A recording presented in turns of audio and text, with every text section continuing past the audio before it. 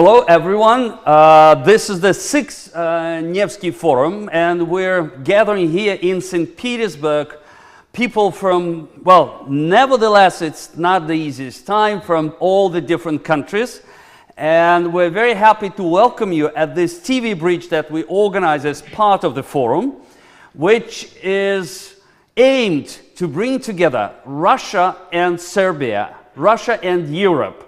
It's a difficult time for our relations with Europe, but we have partners in Serbia, and we're very happy that today they're joining us for this talk. We are broadcasting from the scientific library of the RANEPA Institute, and here we have some audience, also international, including guests from Thailand, which is a big pleasure for us. And we have here representatives of international departments. I will introduce them in a second, but first I will talk a little bit about the subject. We want to talk about the future of the European Union. We want to talk about Russia and Serbia being between West and East. It is important to discuss the cooperation, especially if we focus on the educational programs. So, these will be the aims of our conversation.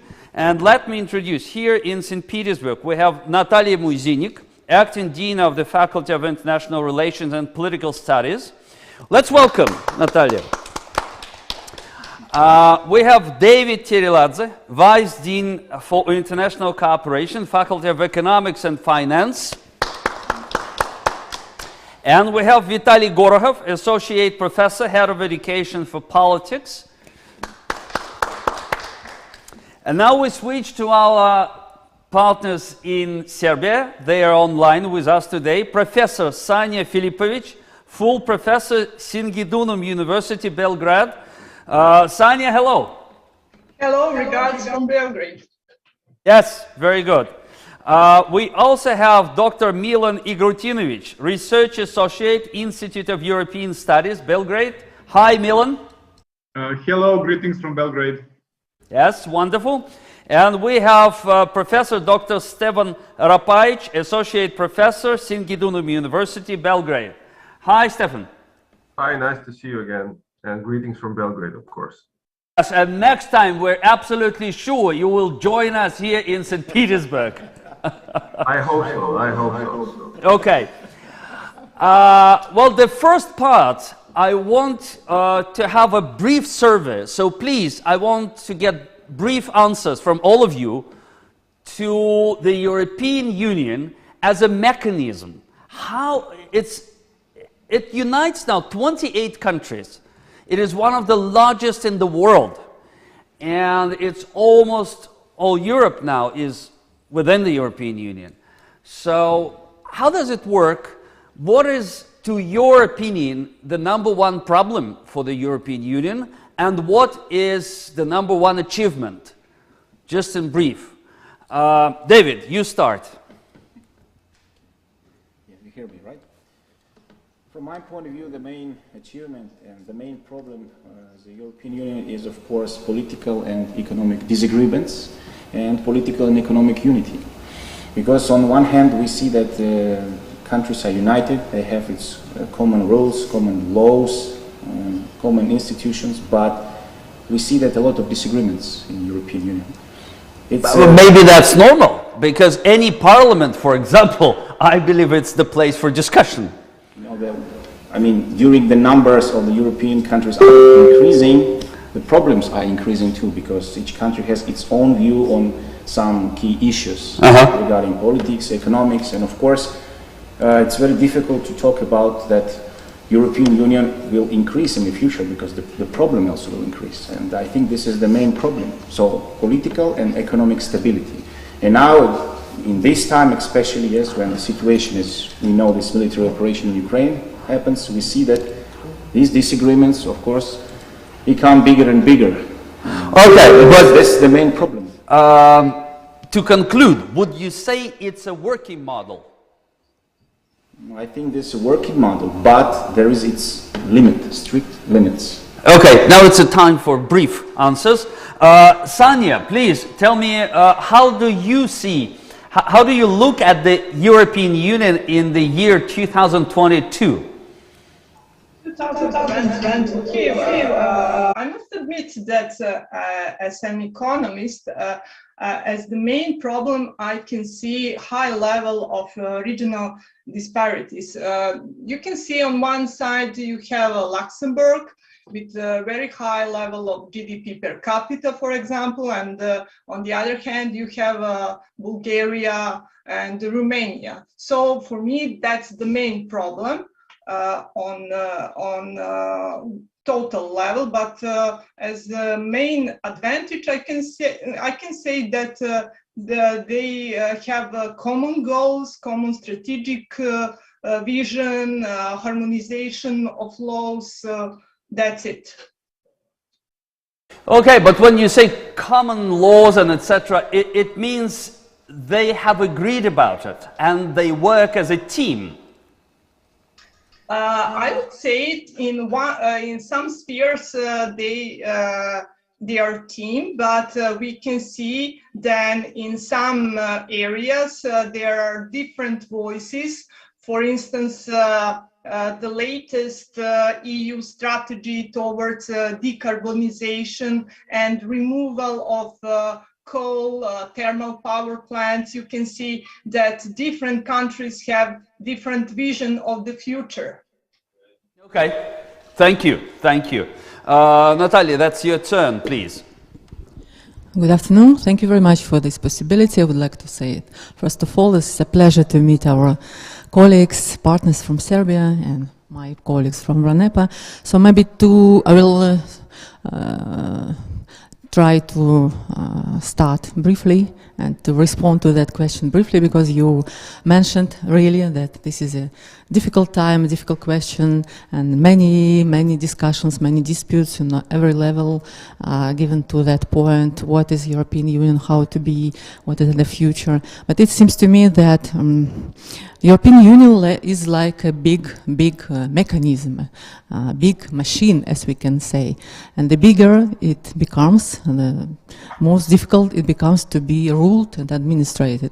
So the biggest problem and achievement at the same time should be consensus. So this is a consensus of the countries that entered, of attention to the consensus and attention to the necessities and to the wills of the countries' candidates, because the procedure to be candidates for some of the countries is very long until now.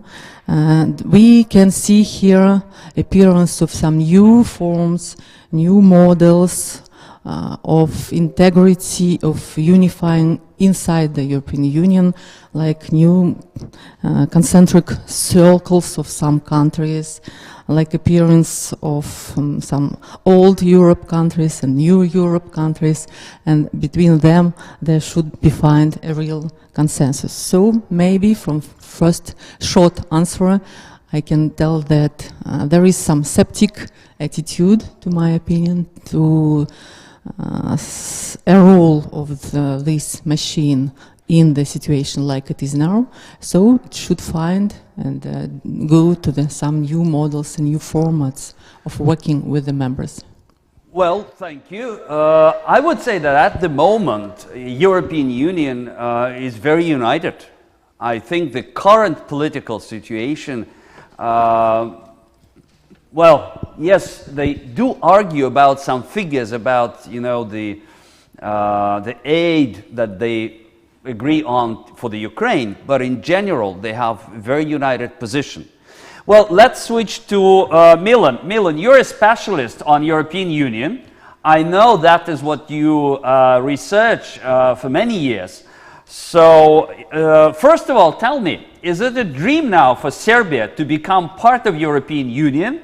And what is your opinion on how does it work today? Thank you. Well, but for 8 years we have been in formal negotiation process. For over 15 years there was this so-called perspective of the full membership. And now, you know, the people are kind of tired from that topic altogether. The state bureaucracy and units within the ministry are doing their thing. Whether politicians at high offices are pulling the strings in that direction, that's always a question, because the EU integration is not the only thing that any state does. We, of course, have so many things to discuss and work. We have Kosovo issue, our own economic issues, and you have to juggle your priorities in a way that conform to the political will and ideology of the majority that holds the power in the state. That's one thing. For sure, the EU has been so-called. They had this they were tired from enlargement since 2013 at least, and there is of course a question mark whether that topic is very popular within the EU. The politicians in Brussels tend to view this topic as not very popular or not very effective when they talk to their own constituencies in their own countries. That's not very popular in France, in Netherlands, in the number of countries, and that topic is kind of relegated to a second or third tier topic to discuss. But overall, they find it important, as well as they do find it here in Serbia and Bosnia, in Albania, in Western Balkans altogether, as the region is called, that it is important to put on an optimistic face, so to speak. The EU it doesn't do much on compliance, because the whole enlargement process is tied to the logic of that you import norms from the EU, you work on them, you make them work in practice, you get good results from that, that result is verified, and once the process is finished, you become a member state. It took 3 to 5 years for some East European states in late 90s and early 21st century. That process for Serbia is now over 8 years long. For Montenegro is 10 years long, and other countries like Albania and North Macedonia are candidate countries that have not even started the negotiation process. So it's a very prolonged. It's like a bubble gum, in a way, and it's a victim of a number of different dynamics, political and economic, between the region, between Serbia and Brussels, yes, between the region and the European Union. So it's and it is highly contextual. At one point, it's not just the working of one institution or one state, and there are so many influences on this process, and this is why it is prolonged. We're in so many ways integrated. So we have, in terms of economy, we follow the standards, we follow the rules. Vast majority of our trade is with the EU and the CEFTA countries. In foreign policy, not so much. So we like to talk now about differentiated integration. So we're partly in number of policy areas, we're partly out in number of areas, and because it takes everything so long, it's a very, very peculiar position for Serbia, but also for other Western Balkans countries. But I think that politicians tend to put on a sort of smiley face and put on an optimistic view on all of that, and to make it seem to be still a worthwhile strategic goal for Serbia, of course, but also for other Western Balkan countries. And the EU is constantly reiterating that it wants these countries to become member states of the EU. Now with the war, the topic of Ukraine and further enlargement on East Europe becomes a new and hot topic. So it will be interesting to see in the coming months how these things will be co-managed in a way. But it is very slow. It is prolonged. It has become boring for so many people here. It doesn't have this sort of a flame of optimism, so to speak. It is highly bureaucratic and highly political right now, and it is very difficult to say with any certainty in which year will it be finished, or will it be finished in any in any sense in next 3 to 5 or 7 years. So it's very, very unhelpful task to make any prognosis on that. Okay. Well, Milan, just one thing, tell me. Do people, I mean, if I go out on the streets of Belgrade and I ask people, do you dream to be a complete EU member? What would they say? There are different polls done across over the year. That's not a problem. You will find us, let's say, somewhere around 40-45% will say yes. It will vary a bit, differing on a let's say current state of play, so to speak. Slight majority, so it's 40-45% would generally say yes. 30 to 30 something percent would say no. The thing is here, if you want to live in the EU, you can easily go from Serbia to live and work in EU, and upgrade your life, have a better salary, have a better job. So people don't like to wait for the next 10 to 20 years. No, Milan, but that's leaving your country. That's leaving your country. Yes. It's a different way. Okay, yes, thank you. Okay. I'll explain it later. Thank you. Yeah. We'll continue a little bit later. I now want to pass it to Vitaliy and try to make it brief, please.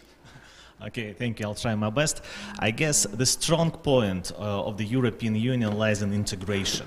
So integration that causes free flows, no matter what we are talking about, money and finance, laws, human resources, or just traveling. And the weak point is an enlargement, as Milan has just put it, and uneven economic development, the thing that matters. Uneven development brings us to multi-speed development. And it is always difficult to govern any unity the parts of which are moving in a different speed, in various speed. That's various speed. But that's natural. Yeah, sure. It refers to any big organization, any big corporation, any big family. The more units are within, the harder is the task to bring it to some average point, and by saying the average point we are seeking to high level average. By the way, if we are to mention the Brexit, the number one reason was money, because people in Britain strongly believed they are losing more rather than they get because being part of the EU. Yeah, again, it's like in a corporation, in a family, there is a donor, right, and there is a recipient, right. And a few European countries, European Union countries, like Poland, they are blackmailing the Union in order to get some privileges, mainly of economic nature. Okay, thank you. Stevan, please. Yes, first of all, I have to say that Professor Vitaliy was completely right in everything that he said, and I'm gonna be very brief. You asked about the number one problem of European Union. In my personal opinion, the number one problem of European Union is actually an unexistence of common foreign policy. And that is something that maybe European is more united now than it used to be, but there is still a huge discrepancies when it comes to the common foreign policy. On the other hand, as I said, the number one problem of European Union, that comes from the problem of cultural identity of European Union. It is a multitude of different countries, and basically the big issue and the big question is, does the European Union has the unique cultural identity? On the other hand, the biggest achievement is definitely the free trade and the strong economy. Each country strongly benefited from the membership of the European Union, especially the countries that came later, though, that are, for example, like Romania and Bulgaria. Cultural identity, is that a danger? Do some countries feel that they rather lose it? Is that a problem? I don't think that countries are fearing that they're going to lose their cultural identity. On the contrary, I think that each country in the European Union has strong national identity, and that could be an obstacle for creating a strong, united European cultural identity, which then will lead to, same values, same goals, the way they see foreign affairs, etc. And now you can see there are big discrepancies inside European Union. Some of them are thinking that things should be done this way, things that should be done different way, and you can see it in the question of Kosovo and Metohija in Serbia. Majority of the countries of European Union, accept Kosovo as a separate state, but on the other hand, there are a lot of countries also inside the European Union that are saying that Kosovo is a part of the legitimate part of the Serbia. Okay, thank you. David, you have something to add? Yeah, if it's possible, yes. I want to be direct. You know, there is a problem regarding Serbia. That Serbia is trying... Louder a little bit? No, you just speak louder. Okay. Serbia is trying to sit on two chairs. Because the first chair is, of course, the Europe and European integrity, and of course the membership of the European Union. Serbia wants to get the money from the European Union. It's clear because it's a neighboring country, and it's illogical. But the second question, Serbia doesn't want to recognize Kosovo, and if the Serbia will become the member of EU country, so it means that Serbia must recognize, and all the EU heads, they told that there is the first requirements for the Serbia. Right. So the Serbia must choose. The first is to be with Russia and trying to return Kosovo, because Kosovo is historic territory, is historic part of the Serbia, yes, because Albanians, as you know, they became majority only in the previous century. But secondly, you know, if the Serbia goes to the European way, so Serbia will lose like opportunity to return territory in the future, in the nearest future. And this is very difficult choice for the Serbian people. So it's impossible to sit on two chairs at the same time. Why I'm talking about it? Because when I visited Serbia, so I think Stevan will support me, right, in that position. Thank you. Yeah, it's a clear position. Trying to sit on two chairs. Milan, can you comment on that? Yes. Well, Serbia has been sitting a bit on two chairs for the last 15 years, and there is a reason, because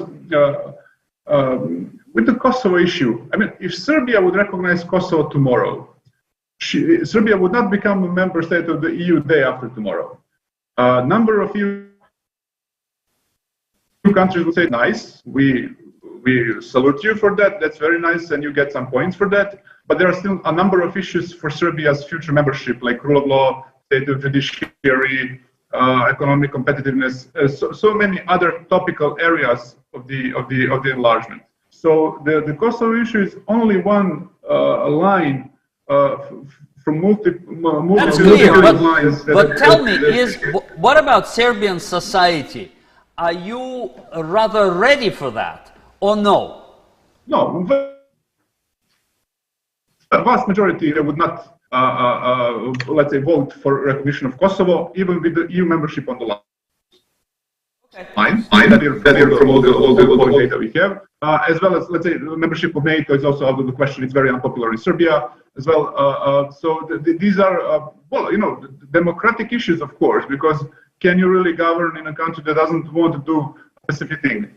But the whole negotiation with Pristina over the last, 12 years now, has, in a way, in a political way, been tied to the membership of the European in the European Union, and the European Union is sort of guiding that process, and that this process is, in effect, constantly limiting Serbia's institutional and de facto powers in Kosovo, and of course in northern Kosovo, where Serbian community partly or lives as a majority. But the point is, even with that solution solved, even with Kosovo recognized, Serbia would not be ready for the EU, and it would not be accepted. So Serbia is kind of dragging the process, and it doesn't want to discuss this until it gets to the finish line of the enlargement process itself. So Serbia is going to sit on both chairs or two chairs or how many ever chairs you can get to. So China is also a pillar of our foreign policy, as long as it can, because it cannot really do any other things. So making a decision sort of whether to go to Russia or to EU, that's really a false choice. We have been sitting on the fence or sitting on two chairs, if you like, for 15 years, and Serbia is pretty much going to continue to do so as long as it can. That's my intervention. Clear. Okay, that's clear. Stefan, what about sanctions that you have? Impose sanctions. Yes. Serbia imposed sanctions against Russia. It was in the last month, if I'm not mistaken. Yes. Yeah, Serbia imposed sanctions because the European country, they pushed Serbia and Serbia so imposed because of the money, because of the financing, and of course this situation, of course, very, very, strange. But we. How, Stevan? Comment, please. Yes. How do you take it now? Sorry if but I have to correct my colleague David. Serbia never imposed any sanctions on Russia, and I hope that it never will. And that is what our government is saying. Basically, we are not imposing sanctions. We are against sanctions, any sanctions everywhere in the world, because we know what a sanctions looks like. We've been through the 90s here in Serbia. It used to be Yugoslavia, and Yugoslavia and Serbia was under the sanctions of the whole Western society, and it was very hard living here. So we are generally against any sanctions against any country in the world. So hopefully it will stay the same. But can you repeat your question, Roman, please, for me? Well, I wanted again to comment what Milan just said. Do you agree with that? Yes, of course.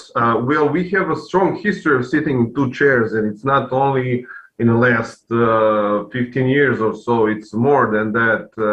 Basically, the Marshal Tito put something like that in the order in Yugoslavia. Making the course of our country somewhere between East and the West. So during the Tito times and communist Yugoslavia, we had a good relationship with both East and the West. And therefore, we established something that is called non-aligned countries. Right now, this non-alliance is not such a strong community. But on the other hand, Serbia is strongly on wanting to at least officially, to be a member of European Union. On the other hand, official polls now in Serbia says that only 35% of people would vote yes for becoming a member of European Union. Now I have to say that this percentage was much higher in previous years, and the tendency is that right now the less and less people in Serbia are pro-European Union. On my personal opinion is that Serbia has nothing to lose becoming a member of European Union, because we already liberalized our economy and we established free trade with the European Union. We are the biggest traders. The European Union is our bigger partner. But on the other hand, we cannot turn our backs on the Russia, because it is in our best interest to have good relations with Russian Federation, considering that we are strongly dependent, especially on 100% dependent on Russian gas and 60% dependent on Russian oil. So that is why we have to sit in the two chairs for now. And when it comes to the recognition of Kosovo and Metohija, I don't think there is a chance that ever, and I hope that it will never become something that we will have to say yes, that we will have to recognize this part of the Serbia that is taken away from us by the aggression of the NATO in 1999. Can I add something? I think. Yes, please, Sanja. Yes. I would say that we are sitting on two chairs, first of all. I would rather say that we have strong principles. You know, when we are talking about sanctions, our opinion, we are definitely against sanctions, since we, as Stevan said it, already experienced it. And even though we are the only country, the only European country who vote like this, when we talk about European vision, we declared it as our strategic goal. What's more, we are part of Europe, and we are already harmonized our laws and liberalized our market. And I would only say that by and large, people in Serbia believe that the whole process of negotiations depends more on political wish of the European Union rather than reform progress in our country. And I think, as Stevan already mentioned, that can be illustrated by the fact that for the first time during 2 decades, the number of citizens who are against joining the EU is higher than the number of people who want to become a member. That's interesting. Thank you very much, because then we see the situation in progress. Vitaliy, I want to ask you about the Brexit, and there was the time a few years ago when there were several referendums. Almost at the same time, there was a referendum in Scotland, then there was a referendum in Spain, and at some point we had an impression that many start to think about their independence, and some experts were even saying this is the end of the big unions. Countries and nations want rather to be independent. So do you see any possibilities of the future Brexit 2 or Brexit 3, or that is gone and now again more countries around European Union are dreaming to be members? Well, that's complicated. I guess that first of all, it was about independence, financial independence for Britain. As far as other exits are concerned, I guess we should distinguish rhetoric of leaving the European Union and real policies towards leaving the Union. And I do not see any real steps in real politics that are lead towards, like you say, independence. Nevertheless, I should say that indeed the 2000s I believe to be called as the strike back of the states and national states in the first place. And if asking me, I would say that there is a higher possibility that the governing practices will be changing within the European Union, rather than the countries would like to leave the Union because they believe, their governments believe that they are strong enough to do it on their own. I would say that like the governance will be probably leaving more autonomy on the state level of the Union. But I don't think that the European Union as the body is really interested in losing its members, key economists, like it was the Britain. Well, if we go back in history, to the year 2005, 2007, and I don't know if you remember, I believe you do, there were problems in Greece, and there were problems in Spain. And at that time, Germany, for example, would say, well, why do we have to support the losers in Greece and Spain? So, and that was the time when there were different views on that. Now, Natalia, do you remember when there were talks that Russia could be part of the European Union? Do you remember about it? No. No. Well, I will surprise you. It does sound like a miracle. It does sound very strange today, but it was 2010, and I will now quote the President, Mr. Putin, being on a conference in Germany. He was then a prime minister, and he declared his confidence that someday Russia would join the European Union. It was 2010. And he even said, I have a quote here, "Is it possible to assume that someday Russia will enter a single currency zone with the rest of Europe? Yes, of course." What would you say to that? Would you contradict Putin? I can. So I shouldn't contradict. And if it was said, it was said. It's just interesting. No, you used the microphone. Yes, it's just interesting that I think from the cultural point of view and even economic point of view, we had so much in common that at sea just 10 years, 12 years ago, it was the point to discuss. But sure, we have some cultural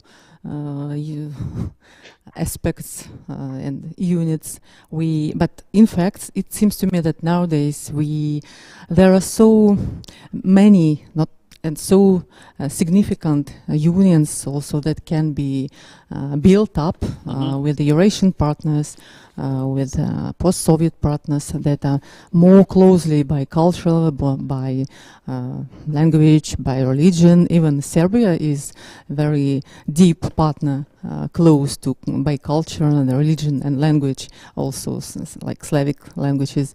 And there are other unions like we are talking a lot about BRICS, etc. Maybe not so cultural units, but many interesting economics profits and interests. So it seems to me that there is a future for developing new unions nowadays. Okay, new unions, that's a good move. We'll talk about new unions. But just to conclude this part, I just want to ask Sanja, but I think there's been no doubt that Serbia feels being part of European culture in Europe. Yes, but as an economist, I would rather comment figures. You know, a few minutes ago, you mentioned actually you're talking about public debt crisis in the European Union when you mention situation in Greece and in Spain, Italy, and when Germany comments finance aspects of it. When we talk about, when I mention that the biggest problem in European Union is the fact that countries are on the different level of economic development.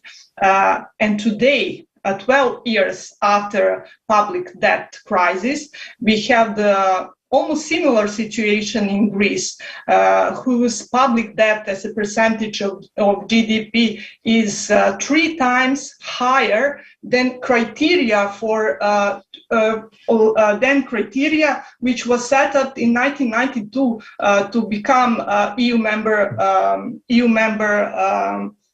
in that time. And I would just like to emphasize that, for instance, Serbia's public debt is below 60% of GDP, which is important to mention. And in this very, let's say, hard economic situation today. And I would like once again to stress that the problem is on economic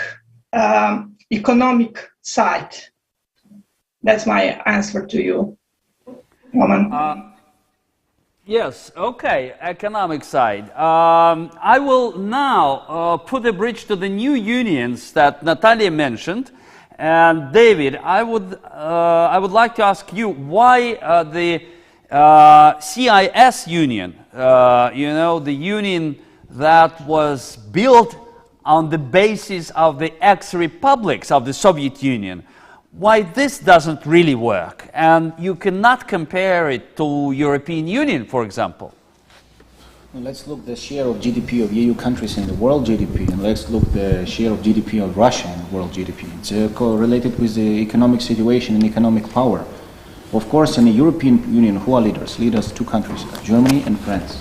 Right. In CIS, the leader is Russia, but the economic power, CRS, we can't compare. But Kazakhstan is a big country with... It's a big country, right, with big resources, but yes, according to the economic power, of course, leading is EU countries. So you think it's a problem of just one leader? No, it's a problem not only in economics, from political side. So you told that the President Putin that wanted that Russia be the member of EU, but Russia wants to be the leader. Yes. Russia wants to dictate its rule to the other world. Ah. But In EU countries, who is the leader? Germany and France.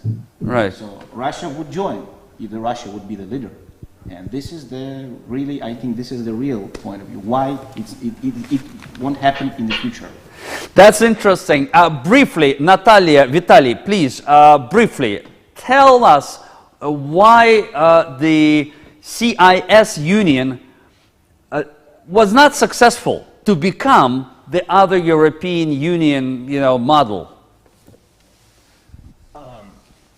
If putting it in a nutshell, I would say that the countries of the CIS are by far more different than the European countries.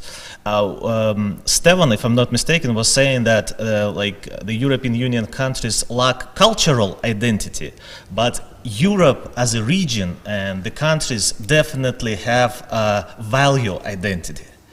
And CIS countries, they're even located in different parts of the world. They belong to different regions, they follow different paths in their political life. And here, the economic development that we were talking a lot about is the difference between the richest and the poorest is striking. So I guess those are the reasons. So there are no values that all the CIS countries are able or wish to follow. So different values. That's what you say. Yeah, I would say. I would say that. Talking about because being economically different, that's the same for the European Union. If you compare, I don't know, southern countries and northern.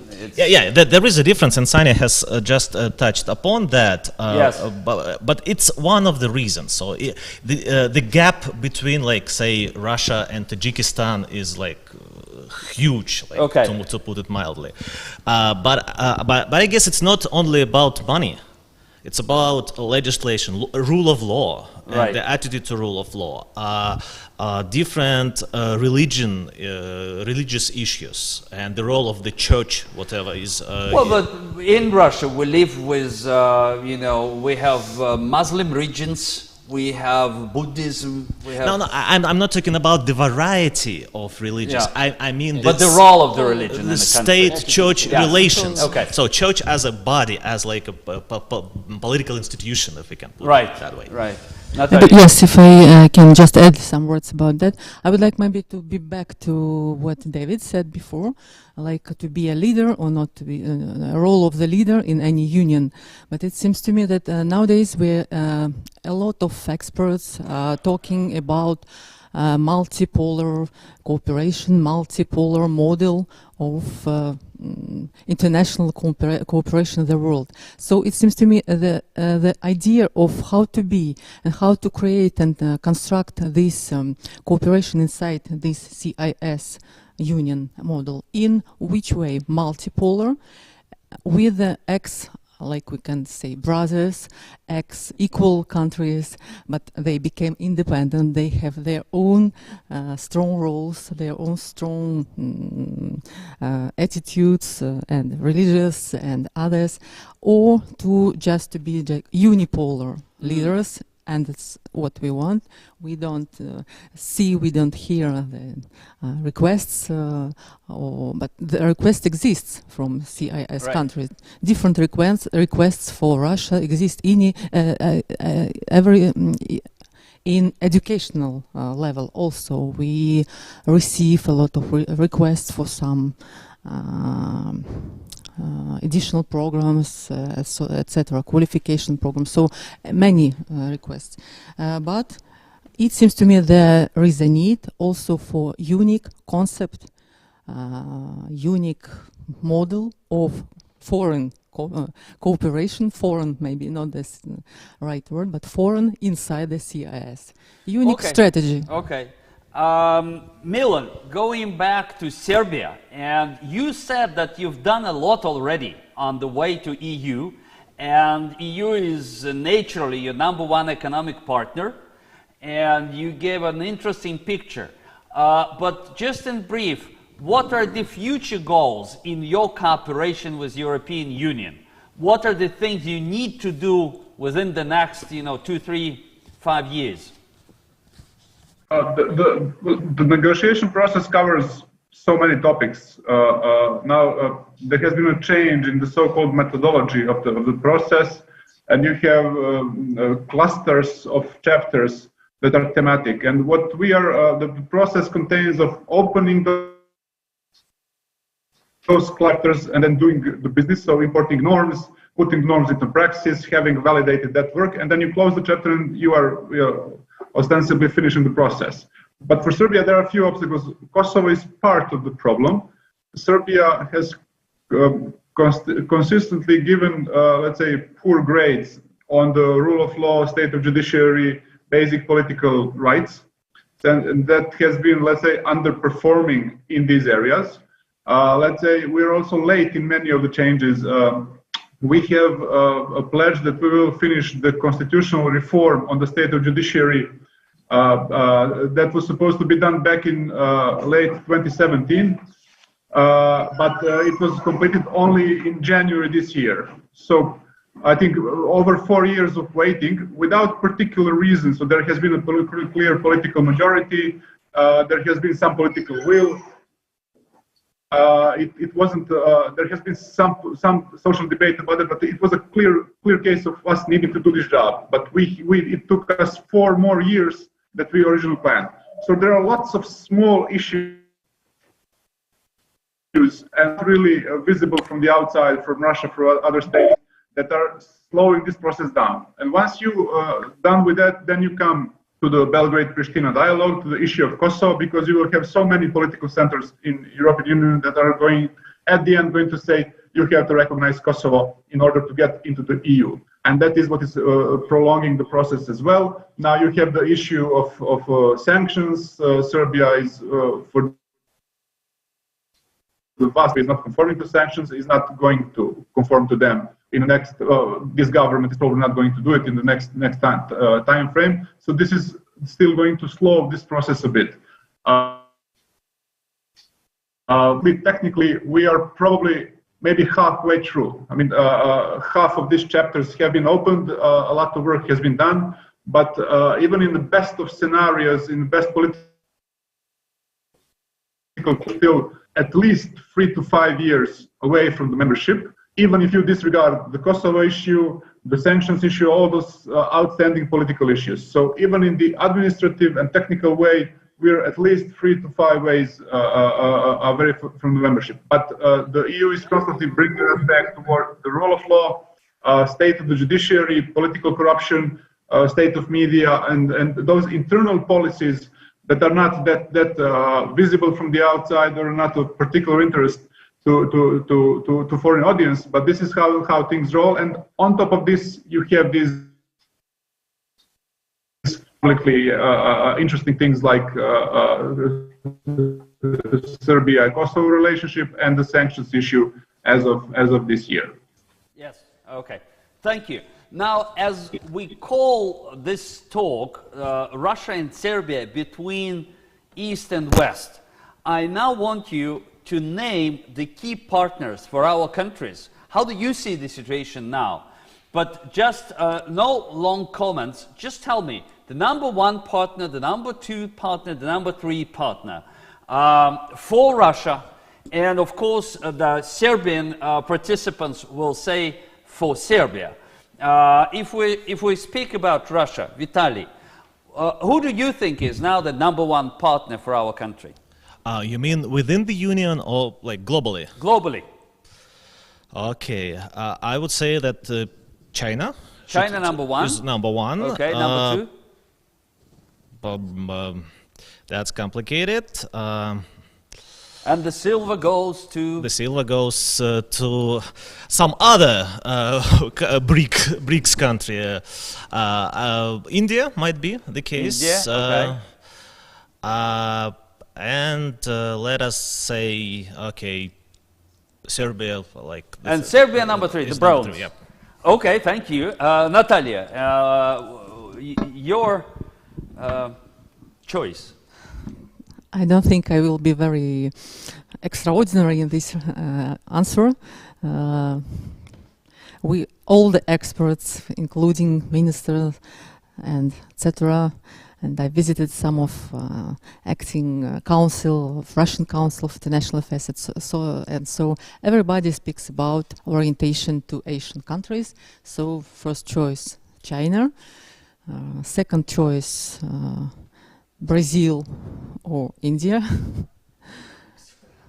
Yes, and other Asian countries that, like David pointed out, Thailand presented here, and other Asian countries like Indonesia and so Malaysia, and certainly we should take into respect deep and long and historical ties with Serbia, starting from many times ago. You squeezed 5 already into 3.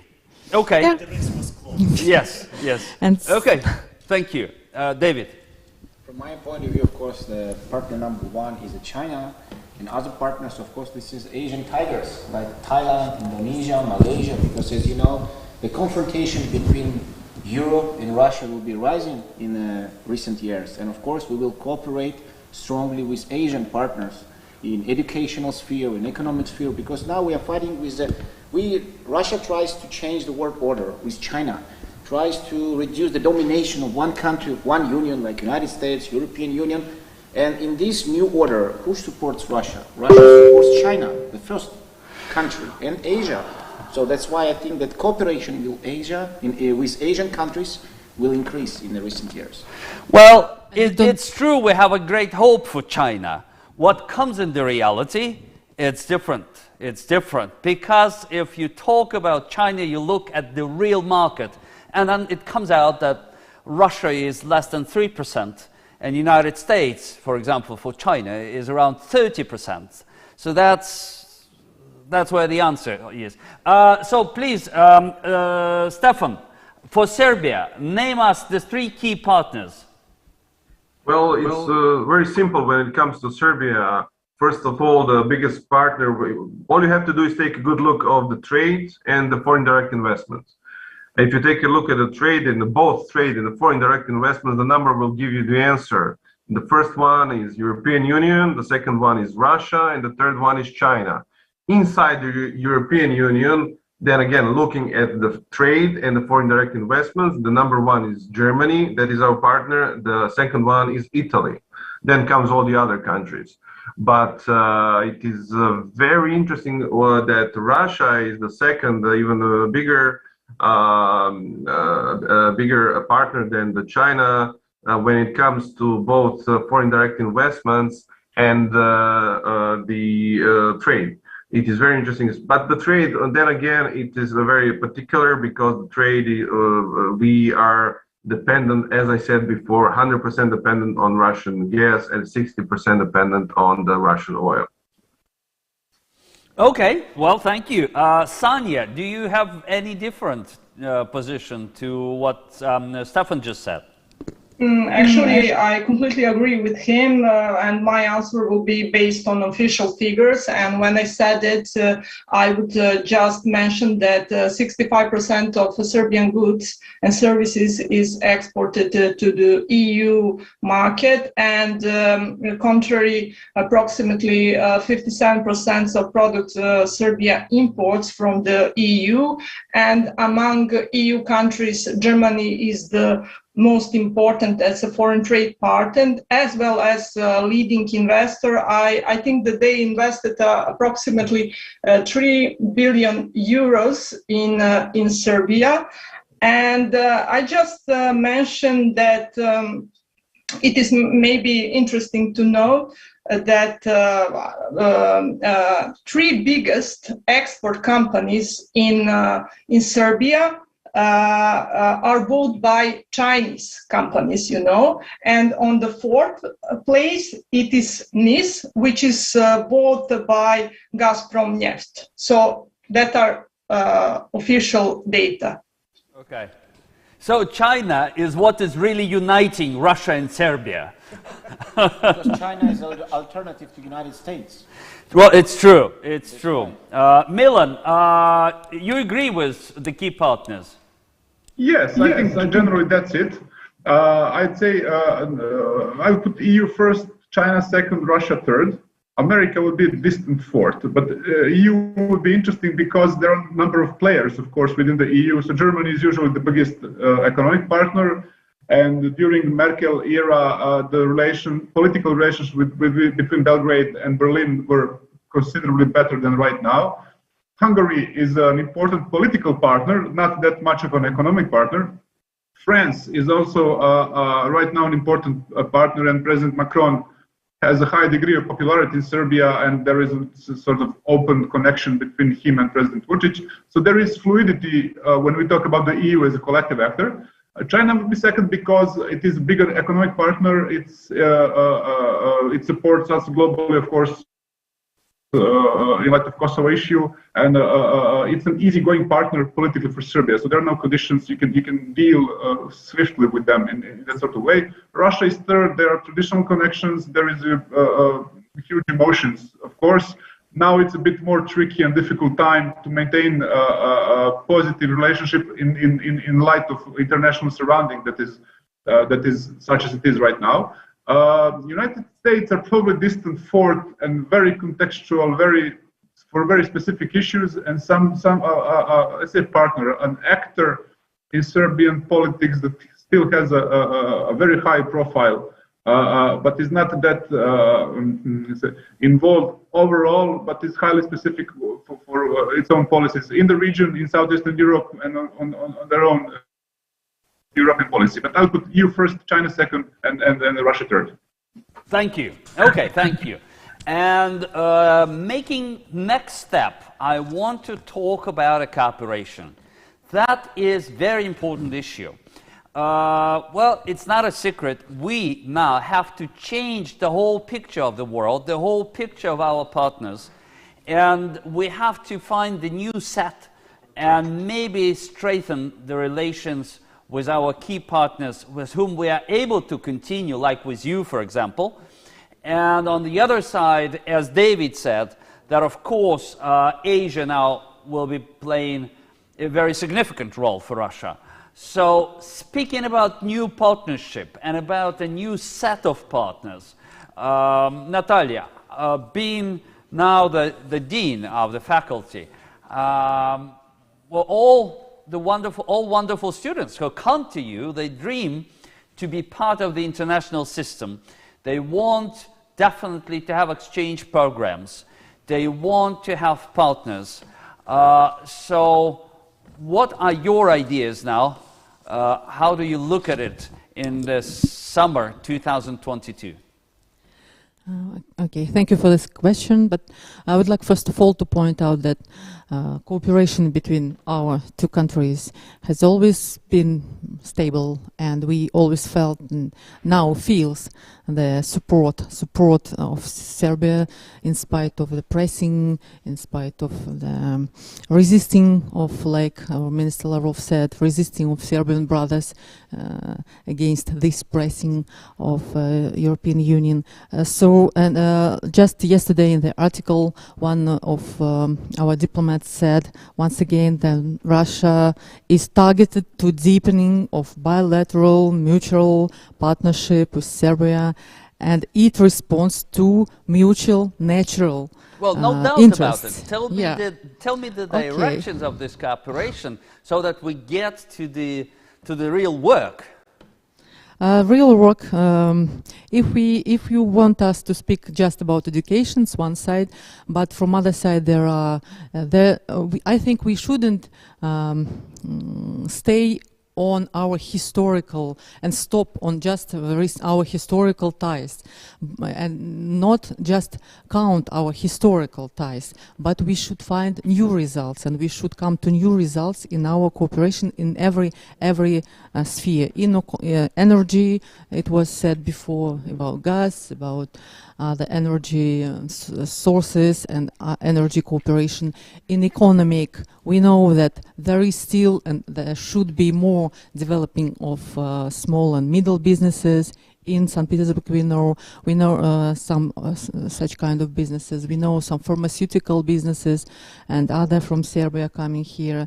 In tourism should stay like a vector of development. We know also there is Serbian restaurants are rather respected in St. Petersburg. There are a lot of them, so maybe a good point.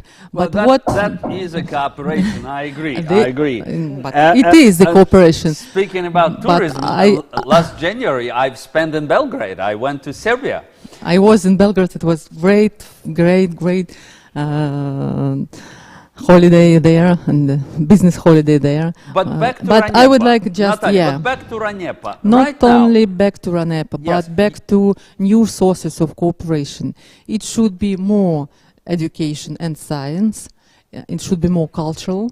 It should be more Russian language promotion in Serbia. Student quotas promotion in both countries. It's very, very useful source of soft powering. I mean, Thank you. especially for us. But for RANEPA, I should tell more if I can. Okay. I would like to tell that we feel and we felt this proximity of culture, of language between our countries. That's why our students, the students from before, from every faculty, and from my faculty especially, they chose very willingly to go to choose Serbia like an academic mobility partner, academic mobility country. I would like to say that during the pandemic situation, we received a strong support to our students who find themselves in Belgrade, in Serbia, during the difficult time. It was like real social humanitarian help, I can tell, everyday help. So and nowadays we are actively open to mobility, to develop mobility. We are close to, our curricula is very close in social humanitarian spheres. The recognition of the diplomas exists from some times ago. It gives us possibility of employment, etc. Thank you. Stevan, I want you to give the feedback on your side. How are the universities interested in this cooperation with Russia? Well, I can speak from my point of view and from where I'm standing on, where I'm working from, and that is Singidunum University of Belgrade, and we established cooperation with RANEPA a couple years ago, and I think that it's on a mutual benefit. While we're speaking right now, there are still students from RANEPA here in Belgrade doing their research and studying at the Singidunum University. And maybe it would be the best to talk with them, and most authentic experiences they will give it to you. And from what I spoke with them, I only get the best replies and the best feedback. So they love that they're here in Belgrade. I think that each of them said that they learned a lot. On the other hand, our students love to go to Russia.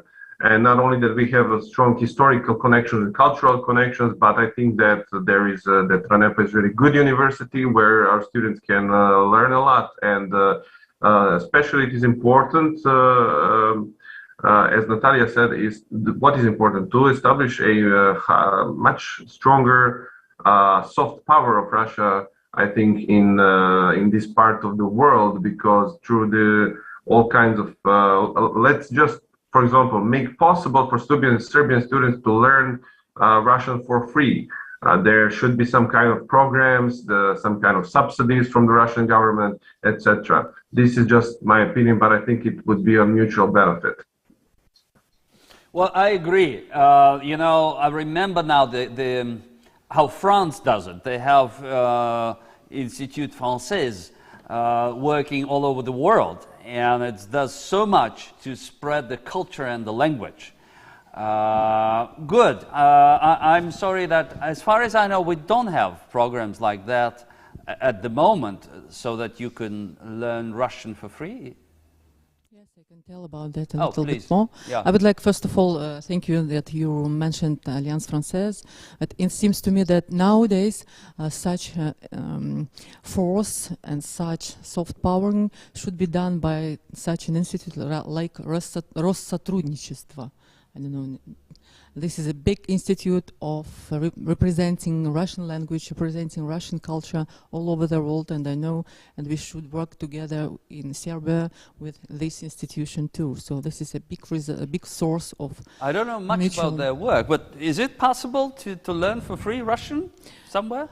But for free, it's a good question. In audience says yes. Yeah, yes. Okay. Yes, there are some quotas, there are some programs, special programs also, but in our RANEPA there is a special center for learning Russian, for foreign students, for learning Russian. During academic mobility programs, they have some Russian models, including Russian disciplines, and not for free. If they want and can, we have very good, interesting Russian program, Russian learning programs in RANEPA. Thank you. Okay. Sanja, how do you look at the educational cooperation? First, I would like to say that Russian students are more than welcome in Belgrade, in Serbia, and every day on our streets you can hear Russian language. We really have a very long history and very good cultural links and connections.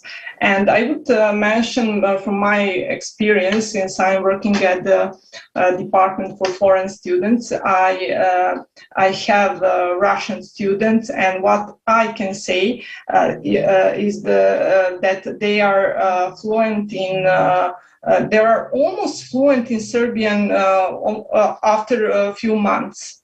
It is amazing, but I would say that we have a lot of similarity, and that we can benefit that our students and your students can benefit from these common programs. Mm-hmm. David, do you think now in the situation when we definitely have problems with the access to technologies, we have other sanctions against knowledge and cooperation, is that the reason to have different kind of relations between the institutes? Of course, instead of the sanctions, we must find the solutions of the problems. So the cooperation must be stronger and stronger. And Serbia is only one country in Europe where we can send our students, we can continue our exchange programs, academic exchange programs, student exchange program. And I think that we are lucky that we have this country that supports us. It's like an island, you know, in the ocean. Right. Yes, and that's why I want to say thank you very much for the Singidunum University, for our Serbian partners. We are going to send like 10 Russian students for the next semester.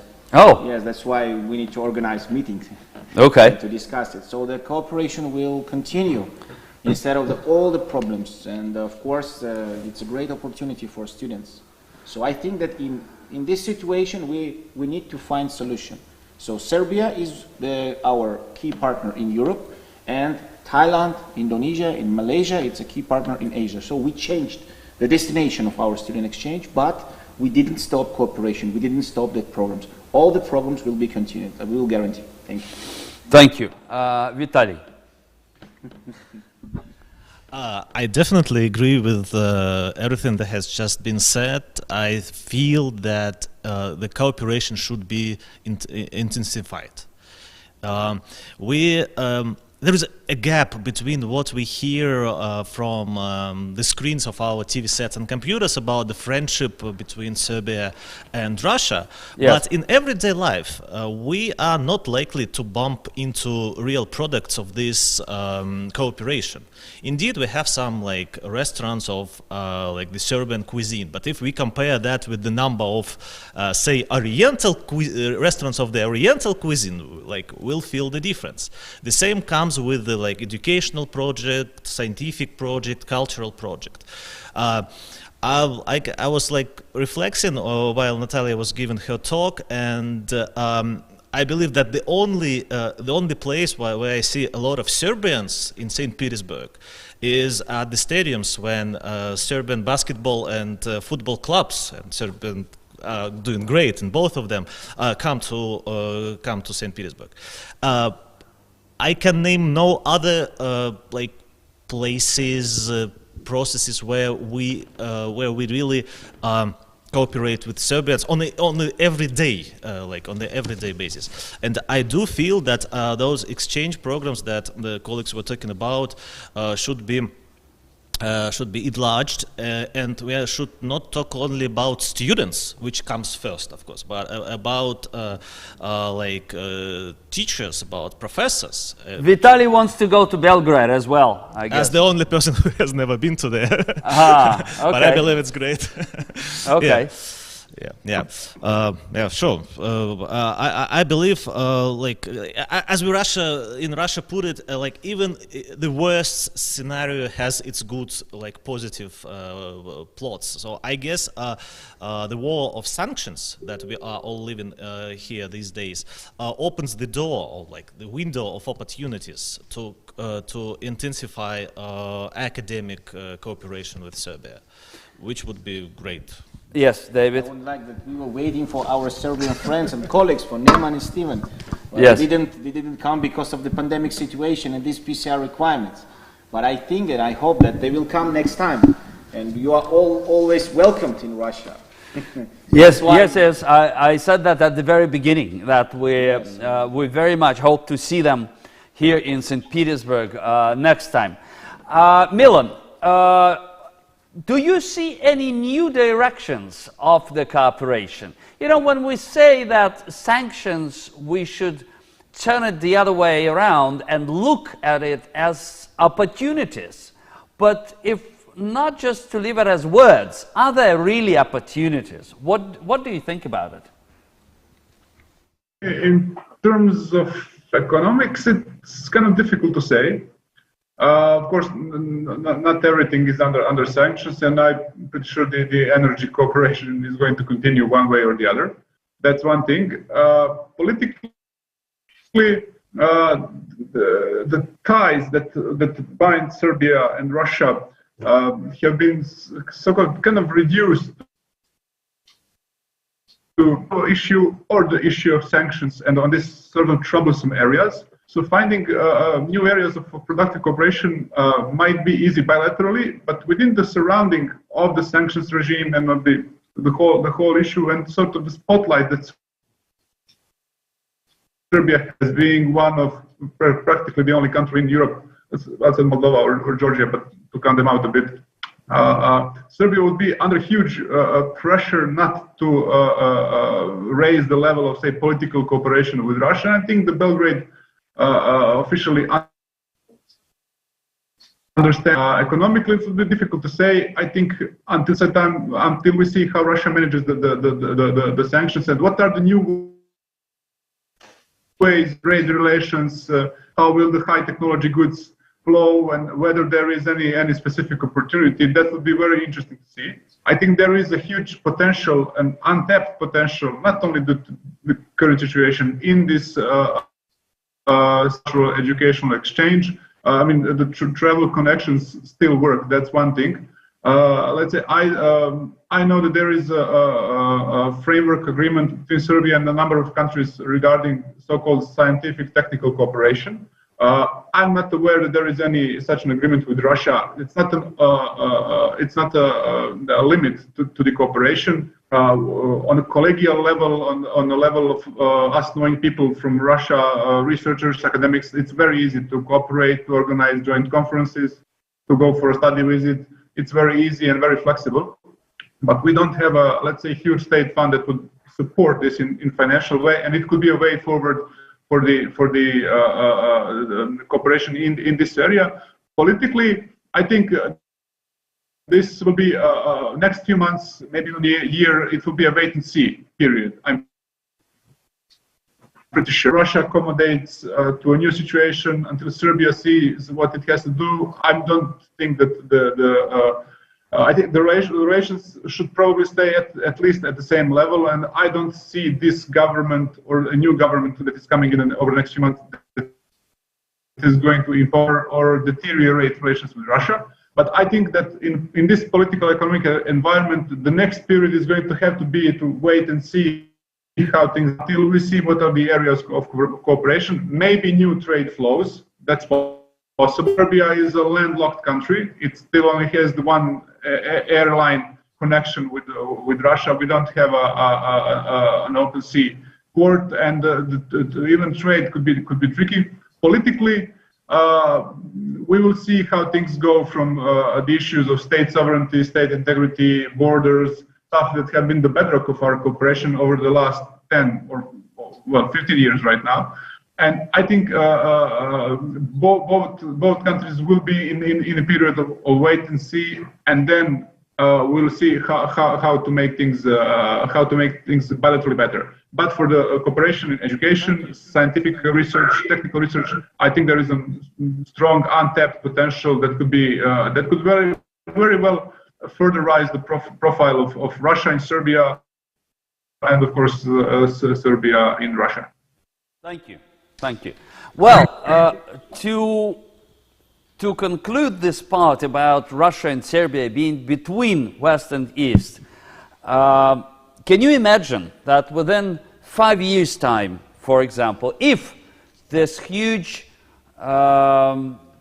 gap between Russia and West is still the same and we are in opposition, can we globally turn to the East, turn to Asia? I don't know about Latin America, just so far from us, but Asia, which is also quite a distance, but we are neighbors, and it feels easier at least. So could we culturally, ideologically, educationally really get 90% of our partnership in the East? Is that a possible way? What do you think? David? I think that we don't have any alternatives, okay? If Europe is closed, Latin America is a supporter of the United States. Yes, the major countries of Latin America, except Venezuela. I think the influence of the United States is huge all over the world. Yes, but so we don't have any alternatives. I think, yes, we will cooperate so more stronger with Asian countries. So I think it's inevitable for us. I will give not my personal answer there to be more maybe consistent, but the answer that every expert, almost every expert from different councils, including Council of External Relations, where I assisted just 2-3 weeks ago, all the experts said that this situation, geopolitical situation with Europe, will be continuing for future 15 years. 15? Yes. 15. And we will have such developing to really Asian orientation, Asian countries, and Arabic also, Arabic countries. Right. We didn't speak about that today. Yeah, Arab countries. Arab countries, we forgot about them a little bit. And what about Serbia and other Balkan countries? In fact, Balkan region was always a zone of interest and zone of cooperation for Russia. So we should also think about full systematic concept of foreign policy on Balkans. It should be done also. Vitaliy, so Chinese in our schools, and what else? Oh, well, that is a very thought-provoking question, I should say. And I don't really like that strict dichotomy between the West and the East. I would rather say that there is a division between the West and everything non-Western. And I think that Russia won't be leaning towards Asia or Arab world as like the major destinations. I would say there will be a broader chain of cooperation, as we now see within the BRICS countries. Yes. And whatever does not fit the framework of the West, if we mean like Americanization, and American influence, as you put it, which is global all over the world. I think all the destinations that are not occupied, where Russia can go, it will go. It's not only about Asia, Asian tigers or whatever. So Russia is a big country, as we know, and we have a lot of interests and all over the world. So I guess there will be a real reshaping of our global networking, but I don't think it would be as straightforward as moving from the West to East. I think we'll still try to be, we as Russia, as Russian government, Russian people will try to see the bigger picture, the global picture. Okay. Yes. I would like just to add, but if we look at the universities, Russian universities and programs of international relations, political science, etc., we remarked a strong orientation to opening Oriental studies programs. It is in demand. Regional studies It is in programs. demand. Yeah, especially with the languages which we will be developing and cooperation with on what we should know how to do. So it is real challenge and change. Yeah. Okay, thank you. Yes. Small comment, if it is possible. So we're now exiting from the Bologna process. Yes. And I think for the future, so the demand will be on the... We're saying goodbye to Bolognian process. Yes, but the students, they want to work in international companies. Yes. In Asian countries, yeah? And that's why I think the double diploma programs will be necessary. That's interesting. With Asian partners. Because their diplomas are recognized in Europe. So, and this way the students can overcome these problems of recognition of the diploma. That's a new need. That's interesting. Okay, well, and the very last thing that I suggest to do, as all of participants are really specialists in the international relations, and thank you very much for a great talk on this high level, and we've discussed European Union, we've discussed both of our countries, but to end it, I want each of you to imagine that you are the Minister of Foreign Affairs for your country. So we have 3 Ministers of Foreign Affairs of Serbia with us, and we have 3 Ministers of Foreign Affairs of Russian Federation here. So please set 3 goals for your country, which are the top 3 goals. Milan, we start with you, but please be brief. 1 minute. Retain economic cooperation as much as we can in this era of sanctions. Of course, we are geographically divided, so there is going to be problems of logistics, transport, stuff like that. So I think retaining that, making it easier for import-export companies to do business, that would be one thing. Retain what we have, this sort of partnership that is, of course, on a global level, and our wider understanding and similar or same views on a number of global issues. So keep the political partnership alive and try to upgrade cultural, scientific, educational mission. I think it would be good for Serbia. I think that this is of course, not problematic for Serbia in context of its relations with EU and the pressure it gets on introducing sanctions towards Russia. I don't think Serbia is going to do that. But I also don't think that Serbia cannot really expand cooperation with Russia overly. But there is this sort of gray area zone that Serbia can retain as much of economic and political cooperation with Russia. And I think that is going to be, of course, suitable and beneficial for Russia as well, looking at its own position right now regarding the EU and regarding its own European policies. So I think working on details, on a lower level of ambition, but keeping the connection alive, so to speak. Economic as much as we can, political as much as we can, or we can move and upgrade a bit our on scientific cooperation on a state to state level. Thank you, Minister Igrutinovic. Thank you. Oh. And now it's Vitaliy, it's your turn. You're the Minister of Foreign Affairs. Okay, I would resign and give the chair to Milan, because what he has just said was like about what I was going to say. I will go conservative as well, and I guess like the priority goal the primary goal will be to overcome the ban of Russia as an idea. Okay. So this ban in sports, in culture, it's the thing that makes Russians or the Russian nation suffer most of all, if you ask me. Then I would say that we should intensify our friendly relations with our friends and partners. And those are two different Okay, things. that's the number 2, and the 3? And number 3, and I believe what we should do as number 3, because I have a lot of things on Only the list. 3. Only 3, yeah. To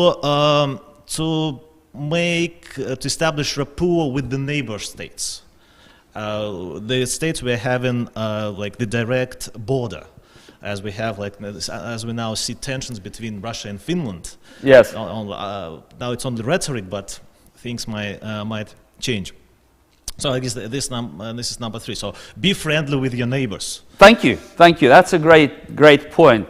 Okay, Sanja, it's your turn, please.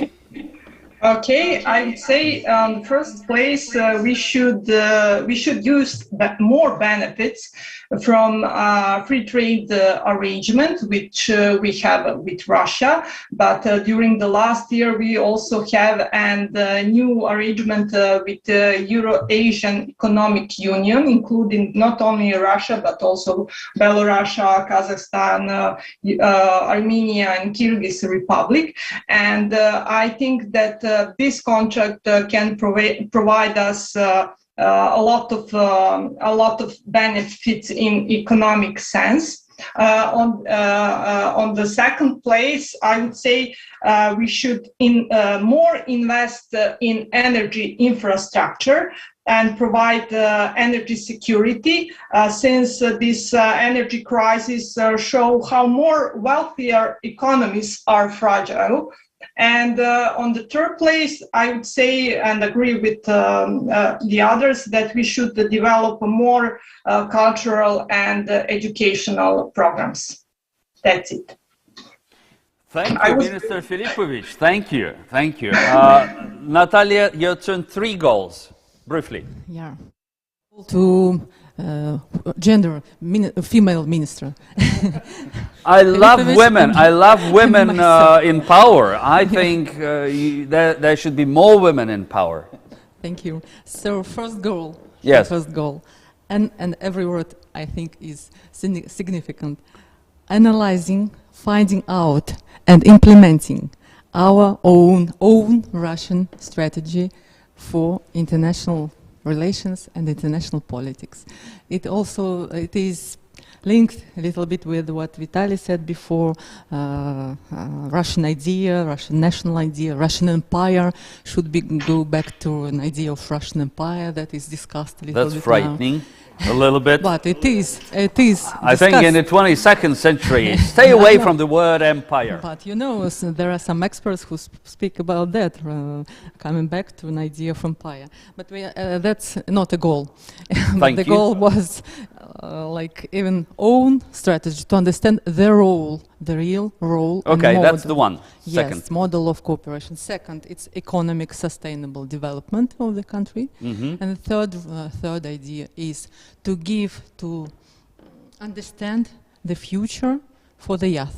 For the youth people. For the youth. For the youth. For the youth. Young people. Yes, youngsters. So, youngsters, yeah. They should understand where are they, why and how they are here, and what they will do in the future, and they are stable here, and they have this stability, this sustainable development, etc. Well, Natalia, I totally agree with you, but it's just that you're feeling yourself a prime minister rather than minister of foreign affairs. I think it's the level up, but we accept it. That's fine. Sorry. You can be the prime minister too. Stefan, please, your three goals as the minister of foreign affairs. Of course. Well, I'm not Minister of Foreign Affairs, but I'm going to have to... Let's get things real here for a second. You have to understand in what specific situation Serbia is right now. While we are speaking here, during the same time now, our president is in Europe and dealing with leaders of the European Union. He is there together with the leaders from the whole Balkans. And the only thing that they are speaking of, the main issue is, let me quote here from the European Union, is how to limit Russia's influence in the Balkan region and to combat Russian propaganda. And the Serbia, as you said, is an island there. So you can only imagine under what kind of pressure we are to put the sanctions on Russia and to completely change everything when it comes to our foreign policy. Now, let's go to the foreign policy and what we have to do here and what I would do. First of all, there is three major issues that is coming now. The winter is coming. Basically, that means energy security, number one. The second thing that is now getting to become a global thing is a global food crisis. So that is another thing that as a foreign minister, I would be thinking of. And the third one is always important for Serbia, and that is territorial integrity and the sovereignty, and that is basically keeping the Kosovo inside Serbia. Now, get this.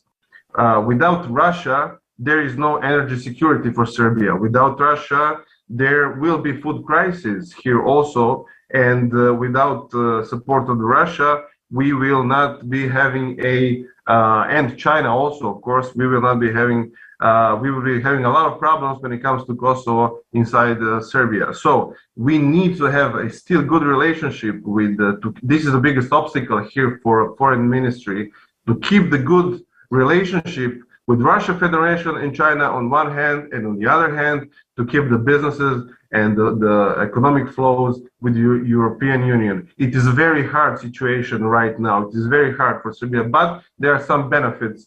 Just a couple of weeks ago, we established a new gas deal with Russia, which gives us 3 times lower prices than the rest of Europe will be receiving. So there are some benefits, and I hope that they will stay, and even more.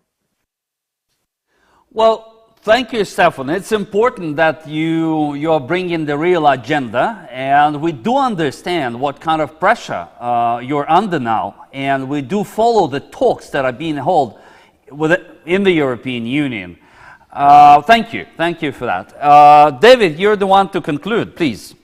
Yeah, it's a very provocable question, because it's impossible to talk about, not to talk about political situation, but I try to be tolerant in that situation. The first... That's being Minister of Foreign Affairs. Okay, but it's connected with politics. Okay, so the first goal, of course, is to develop cooperation with Asia and Latin America. Right. Because it's our key partner.